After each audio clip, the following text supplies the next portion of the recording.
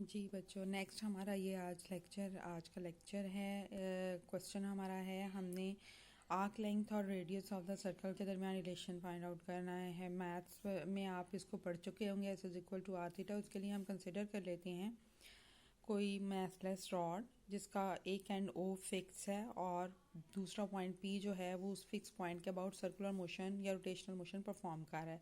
Length of the rod जो है वो आर है। से हम ये कहते हैं कि P at a given instant of time T पे उसकी पोजीशन पी है, या रेफरेंस पॉइंट है time T is equal to zero पे इसकी पोजीशन पी है, एट टाइम टी उसकी पोजीशन है पी वन।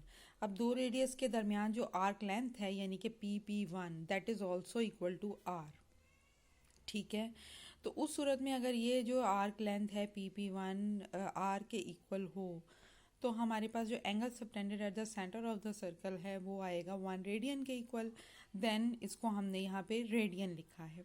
नेक्स्ट एक और केस हम कंसिडर करते हैं सेम ही रॉड का, but at any given instant of time उसकी आर्क लेंथ जो है वो आर के इक्वल नहीं है बल्कि एस के इक्वल है। उस सूरत में फिर उसके सेंटर पे जो सबटेंडेड एंगल होगा that will be equal to theta. ठीक है, तो हमारे पास ये कुछ रिलेशन आ रहा है।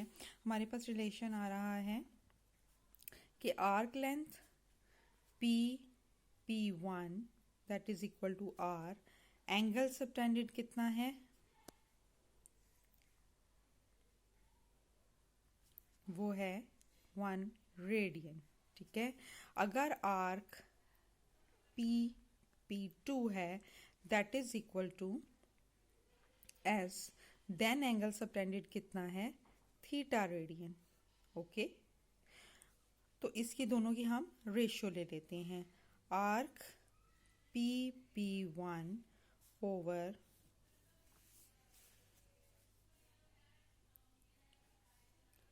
Arc P two is equal to 1 radian over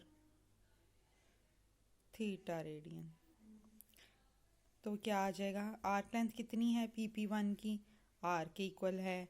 arc length P two किसके इक्वल है, एस के इक्वल है, is equal to radian, radian से कैंसिल आउट हो जाएगा, यह आ जाएगा 1/थीटा।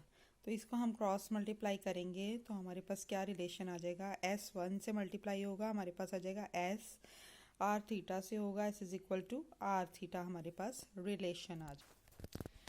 जी, नेक्स्ट टॉपिक है हमारा एंगुलर वेलोसिटी। सबसे पहले इसको हम डिफाइन करते हैं, rate of change of angular, जिस तरह से लीनियर वेलोसिटी होता है ना, rate of change of linear displacement is equal to linear velocity या वेलोसिटी सिंपली उसको हम कहते हैं। इसी तरह से rate of change of angular displacement जो है वो एंगुलर वेलोसिटी कहलाएगा। ठीक है, किससे डिनोट करेंगे, इससे हम ओमेगा से डिनोट करेंगे, जबकि इसकी एसआई यूनिट होगी रेडियन पर सेकेंड, और इसके अलावा डिग्री पर सेकेंड और एवोल्यूशंस पर सेकेंड भी यूनिट्स यूज़ होती हैं समटाइम्स। उसके लिए हम उसी तरह से एक रॉड या एक कोई पार्टिकल पी जो है उसको कंसिडर कर लेते हैं, वो सर्कल के अलोंग मूव कर रहा है। ठीक है, ना उसका कोई रेफरेंस पॉइंट है जिस पे उसकी पोजीशन है पी। ठीक है, angular position O P, sorry A P. Next वो मूव करना शुरू हो जाता है टाइम टी वन के ऊपर जो है उसकी जो पोजीशन है वो बन जाती है पी वन। ठीक है, उस सूरत में उसकी एंगुलर डिस्प्लेसमेंट हो जाती है theta one. Then again time T two पे उसकी जो पोजीशन है हो जाती है पी टू, जबकि उसकी डिस्प्लेसमेंट हो जाती है थीटा टू। अब हमारे पास दो टाइम है, टी वन पे एंगुलर डिस्प्लेसमेंट है थीटा वन, टी टू पे एंगुलर डिस्प्लेसमेंट है थीटा टू। तो हमारे पास change in displacement delta theta किसके इक्वल आएगा, theta two minus theta one के, जबकि टाइम इंटरवल उस दौरान कितना था डेल्टा टी, वो आ जाएगा हमारे पास T two minus T one. Then by definition of angular velocity that is rate of change of angular displacement is angular velocity. तो हम फिर एंगुलर वेलोसिटी कैलकुलेट कर लेते हैं। ये आएगी हमारे पास, हम चूंकि टोटल होल वैल्यूज ले रहे हैं, इनिशियल वैल्यू फाइनल वैल्यू ले रहे हैं, तो हमारे पास ओमेगा एवरेज आएगी। ठीक है, that will be equal to theta two minus theta one, यानी डेल्टा थीटा के इक्वल है ये, T two minus T one के यानी कि डेल्टा टी के इक्वल है। हम इसको theta two minus theta one over T two minus T one भी लिख सकते हैं और delta theta over delta T लिख सकते हैं। ठीक है, अब हमने एवरेज के बजाय इंस्टेंटेनियस वैल्यू निकाल लेनी है। अगर निकालना चाहें हम, ये तो हमारे पास एवरेज एंगुलर वेलोसिटी आ गई ना। फिर limit of ratio delta theta और delta T when delta T approaches zero, ऐसे ही लेते हैं ना हम लिमिट, तो वो फिर हमारे पास क्या कहलाएगी, इंस्टेंटेनियस एंगुलर वेलोसिटी। ठीक है, तो हम ले लेते हैं ओमेगा इंस्टेंटेनियस जो INST, यहाँ पे हम लिख देंगे इसको। उसमें limit delta T tends to zero लेंगे, delta theta over delta T लेंगे equal to D theta over D T लेंगे। तो एंगुलर वेलोसिटी जो है वो हमारे instantaneous angular velocity D theta over D T आ जाएगी। जब हम लिमिट अप्लाई करेंगे तो ये जो पार्शियल डेरिवेटिव्स हैं ये होल डेरिवेटिव में चेंज हो जाएंगे। ठीक है, इसके जो ये है ये एक वेक्टर क्वांटिटी है, जैसे कि लीनियर वेलोसिटी एक वेक्टर क्वांटिटी है, उसी तरह एंगुलर वेलोसिटी भी एक वेक्टर क्वांटिटी है। और उसकी डायरेक्शन कैसे फाइंड आउट करेंगे, जैसे हम एंगुलर डिस्प्लेसमेंट की डायरेक्शन फाइंड आउट करते हैं with the help of right hand rule, उसी तरह से राइट हैंड रूल से हम करेंगे। If we grasp the axis of rotation in our right hand in such a way that fingers are curling in direction of rotation, then thumb will give the direction of angular velocity।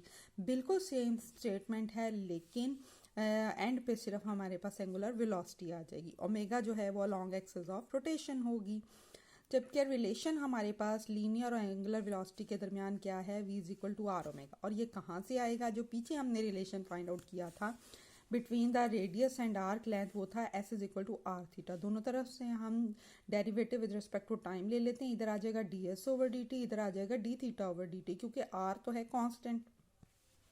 फिर हम instantaneous values जब लेंगे उसके लिए हम क्या करेंगे, हम लिमिट्स ले लेंगे। ठीक है, limit delta D T tends to zero और इधर से भी limit D T tends to zero. जब वो लिमिट्स हम अप्लाई करेंगे तो D S over D T, चूँकि ये लीनियर है, ठीक है, ये लीनियर स्पीड को रिप्रेजेंट कर देगी, v से इसको हम रिप्लेस कर देंगे, और D theta over D T limit D T equal to tends to zero, ये तो अभी हमने निकाला है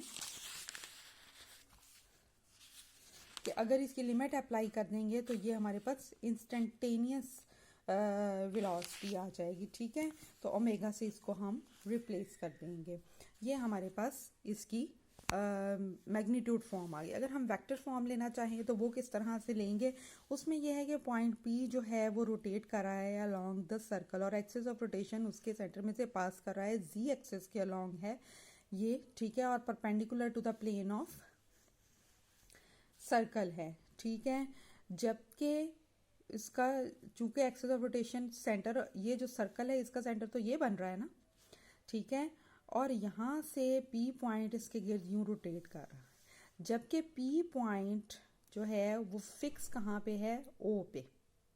ठीक है, इस तरह से एक कोन बना रहा है। ठीक है, अब हॉरिजॉन्टल सर्कल में P पॉइंट रोटेट कर रहा है, और जिस पॉइंट के अबाउट वो फिक्स है, वो जो फिक्स पॉइंट है वो है O। बिल्कुल उसी तरह जैसे कि एक हम कोई पत्थर को, किसी स्टोन को बांध लेते हैं किसी स्ट्रिंग के साथ और उसको घुमाते हैं, तो हमारा हाथ तो उस सर्कल के अंदर इंक्लूड नहीं ना हो रहा होता, वो तो नीचे होता है। ठीक है, वो नीचे होता है, और ऊपर जो है स्ट्रिंग के साथ अटैच जो हमारा पार्टिकल या कोई स्टोन होता है वो हॉरिजॉन्टल सर्कल में मूव कर रहा होता है। ठीक है, अब इसका मतलब ये है कि ये हमारे पास बेसिकली आर है, ये आर है, बट ये रेडियस ऑफ सर्कल नहीं है। रेडियस ऑफ सर्कल फिर क्या होगा, हमारे पास दो इसके कंपोनेंट्स आ रहे हैं, एक ये वर्टिकल कंपोनेंट हॉरिजॉन्टल कंपोनेंट आ रहा है और एक ये वर्टिकल कंपोनेंट आ रहा है। ठीक है, जबकि थीटा जो एंगल है जो कि पी और रॉड और एक्सिस ऑफ रोटेशन के दरमियान है, दैट इज थीटा एंगल। ये जो थीटा एंगल है ये किसके साथ बन रहा है, वर्टिकल के साथ बन रहा है ना। अगर वर्टिकल के साथ बन रहा हो एंगल तो हमारे पास जो है एक्स एक्सिस के साथ नहीं बन रहा ये एंगल, बल्कि वाई एक्सिस के साथ कह लें, या वर्टिकल एक्सिस, जो कि चूंकि हमने जी एक्सिस लिया है तो जी एक्सिस के साथ बन रहा है। ठीक है, हॉरिजॉन्टल एक्सिस के साथ इसका एंगल नहीं बन रहा। इसका मतलब ये है कि यहाँ पे ये जो हॉरिजॉन्टल कंपोनेंट था ये आर साइन थीटा बन जाएगा। वैसे horizontal component R cos theta होता है, लेकिन यहाँ पे ये आर साइन थीटा बन जाएगा, और ये वाला जो कंपोनेंट है ये आर कॉस थीटा बन जाएगा, उल्टा हो जाएगा। अब ओमेगा हमने कहा था एक्सिस ऑफ रोटेशन के अबाउट होती है, तो ओमेगा की ये डायरेक्शन। ठीक हो गया। अब उस सूरत में अगर हम यहाँ पे देखें तो ये आर साइन थीटा है, ये ओमेगा है, ये आर है हमारे पास, ऐसे ही है। ठीक है, अब लीनियर और एंगुलर वेलोसिटी का रिलेशन हमारे पास था v equal to R omega. यहाँ पे जो r है सर्कल का जो रेडियस है वो r नहीं है बल्कि क्या है r साइन थीटा। तो r को हम रिप्लेस कर देते हैं r साइन थीटा से। ओमेगा और r के दरमियान अगर ओमेगा और r दो वेक्टर्स हैं, ओमेगा भी एंगुलर वेलोसिटी है, ये भी वेक्टर क्वांटिटी है, r रेडियस वेक्टर है, ये भी एक वेक्टर क्वांटिटी है, और sine of angle between them, ये देखें ना, ये ओमेगा है, ये r है, इनके दरमियान एंगल कौन सा बन रहा है, थीटा का। Sine of angle between them आ रहा है तो ये क्रॉस प्रोडक्ट को रिप्रेजेंट करता है, लिहाजा ओमेगा क्रॉस r आ जाएगा। अब ये जब क्रॉस प्रोडक्ट बन गई है तो क्रॉस प्रोडक्ट की डायरेक्शन भी हम फाइंड आउट कैसे करते हैं, राइट हैंड रूल से। इट मीन्स के if we grasp the axis of rotation in our right hand in such a way fingers are curling in the direction of rotation, then thumb will give us the direction of omega। या फिर omega वो वाला plane ले लें जिसमें omega और are लाई कर रहे हैं, then we will always be perpendicular to that plane. किस प्लेन में हम ले रहे हैं ओमेगा को और आर को, वाईजेड प्लेन में, ठीक है।